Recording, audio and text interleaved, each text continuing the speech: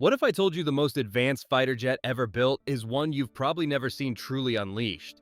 Not in the way it was designed to be used. Not in some massive air war where it clears the sky like a predator. Not in the kind of battle where enemy pilots look at their radar and realize they are already in trouble before they even know what is coming.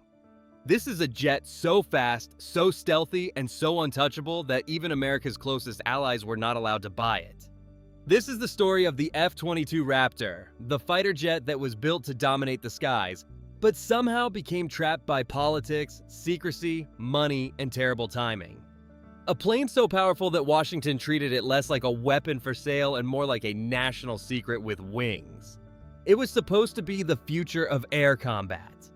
Instead, it became one of the strangest military stories ever told. The greatest fighter jet in the world that almost nobody got to fly.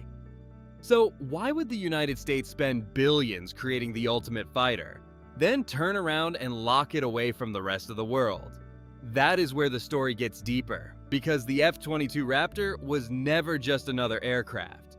It was not just a nicer version of an older jet. It was a full reset of what a fighter plane could be.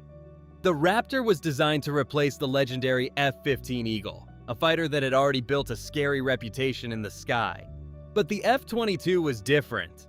It was the world's first true fifth-generation fighter, combining stealth, speed, advanced sensors, and insane maneuverability into one machine. This was not just a jet meant to fight. It was designed to enter enemy airspace, see first, strike first, and disappear before the enemy even understood what happened. It could supercruise, meaning it could fly faster than the speed of sound without using afterburners. That matters because afterburners burn fuel like crazy and make a jet much easier to detect. But the F-22 could move fast while staying efficient and quiet in its own deadly way. That gave it a serious edge because speed is not just about looking impressive. In air combat, speed can decide who controls the fight and who becomes the target. Then there was the maneuverability. The F-22 could do things in the air that made other fighter jets look stiff. Thanks to its thrust vectoring engines, it could twist, turn, climb, and change direction in ways that made it terrifying in a dogfight. This was not just a plane flying fast in a straight line. This was a machine that could move like it had attitude.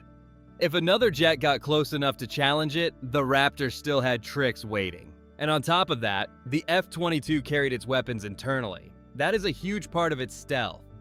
Instead of hanging missiles and bombs under the wings where radar can easily pick them up, the Raptor kept them hidden inside internal bays, so it could stay clean, sleek, and hard to detect until the exact moment it needed to strike.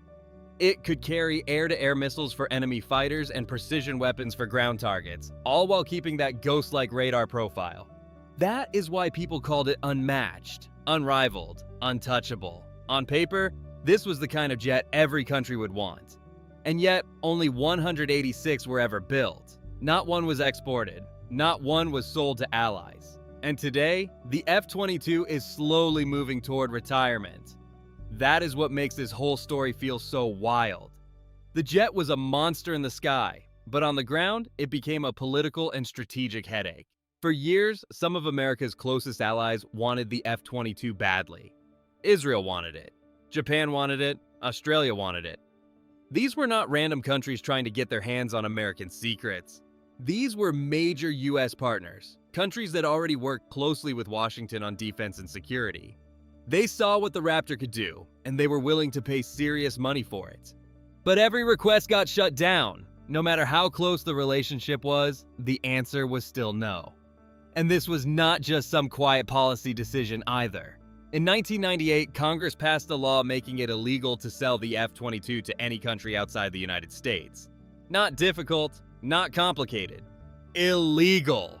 That is how serious they were about keeping the Raptor locked inside America's own arsenal. And here is where it gets interesting. A lot of American military aircraft are built with export versions in mind. The US knows allies may want to buy them, so there are sometimes adjusted versions with sensitive systems removed or downgraded. But the F-22 was not built like that. The Raptor was never really designed for foreign buyers. It was too advanced, too secret, and too risky to share. Inside that aircraft were next-level stealth technologies, sensitive radar systems, advanced avionics, and production methods the US did not want spreading around the world.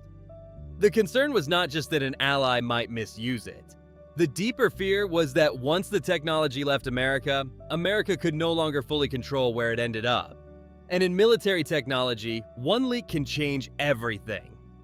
Because the battlefield is not just in the sky anymore. It is also in cyberspace. China and Russia have long been accused of trying to steal American military secrets. And in 2016, hackers reportedly got access to sensitive information connected to aircraft like the F-35, the C-130, and even the F-22. So imagine the nightmare. America sells the Raptor to an ally, then years later, pieces of its technology somehow show up inside a rival fighter jet. That is the kind of situation Congress wanted to avoid at all costs. And to be fair, the US had already seen how messy military exports can get. Iran still flies F-14 Tomcats that were bought before the revolution. Venezuela still uses American-made F-16S. These weapons were once sold under one political reality. Then history shifted, governments changed, and suddenly American-built aircraft were in the hands of countries Washington did not exactly trust anymore. That kind of thing leaves scars. Then there is the case of China's J-10 fighter, which some believe is connected to technology that began in the US, moved through Israel, and eventually reached Beijing. Whether people debate the details or not, the fear in Washington was simple. Advanced technology has a way of traveling once it leaves your control. So when it came to the Raptor, Congress did not want to gamble. No exports, no exceptions. No, but they're our friends. Nothing. But here's the twist. Behind closed doors, the Pentagon did look into the possibility of selling a version of the F-22 abroad. That part makes the story even more interesting, because publicly, the Raptor was locked away, but privately, people were still asking, could we make a version safe enough to export? Documents obtained through the Freedom of Information Act showed that multiple Air Force offices studied the idea. They looked at the possibility of a downgraded export version, basically a Raptor with some of the most sensitive technology removed or weakened. The idea was to give allies something powerful without handing over the full crown jewels. But even that was not simple. Changing a jet like the F-22 is not like removing a phone app. Its systems were deeply connected. Its stealth, sensors, software, and weapons were all part of one larger machine. Downgrading it would have cost money, time, and political approval. And in the end, Congress never approved the funding. The idea faded away. So the F-22 stayed where it was, powerful, protected, and completely unavailable to the rest of the world. While the Raptor remained locked in secrecy, another fighter started taking over the spotlight, the F-35. And that is where the story takes a sharp turn. The F-35 was not built to be the same kind of air dominance beast as the F-22. It was designed to be more flexible, more affordable compared to the Raptor, and most importantly, it was built from day one with international partners in mind. That changed everything. The F-35 became the global stealth fighter. Allies could buy it, partners could help fund it. Different versions could serve different missions. It could operate with the Air Force, Navy, Marines, and foreign militaries. So while the F-22 became America's lone wolf, the F-35 became the jet everybody could actually get their hands on. And honestly, that is kind of ironic. The F-22 was the more dominant air superiority fighter, but the F-35 became the more important global program. The Raptor was the forbidden weapon. The F-35 was the one that got invited everywhere. One became a legend locked behind the glass. The other became the face of modern Western air power. But the Raptor had another problem, and this one was not about exports. It arrived at the wrong time. The F-22 was built for a nightmare scenario where the US would have to fight another advanced military in a high-tech air war. It was made to destroy enemy fighters, break through advanced defenses, and control the sky against serious rivals. But when it finally entered service, America was focused on Iraq and Afghanistan. Those wars were not dominated by enemy fighter jets. They were not the kind of battles where the US needed a stealth air superiority monster hunting advanced aircraft. Instead, the military needed drones, surveillance aircraft, precision strikes, and tools for counterinsurgency. The F-22 was a Ferrari brought to a bicycle race. Incredible machine, wrong environment. Its greatest strengths did not really matter in those conflicts. Supercruise? Not exactly needed against insurgents. Dogfighting dominance? There were no enemy fighter jets to duel. Ultra-stealth air superiority? Useful in theory, but not the main priority when the war was about ground operations, intelligence, and long-term counterinsurgency. So, the Raptor became this insanely capable jet waiting for the kind of war nobody wanted to fight. And while it waited, the money started drying up. The original plan called for more than 750 Raptors. Think about that number. Over 750 of these machines were supposed to exist. That would have made the F-22 a massive backbone of American air dominance.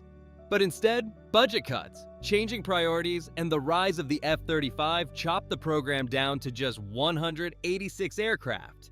That small number created even more problems. When you only build 186 of something this advanced, keeping them alive becomes expensive and complicated.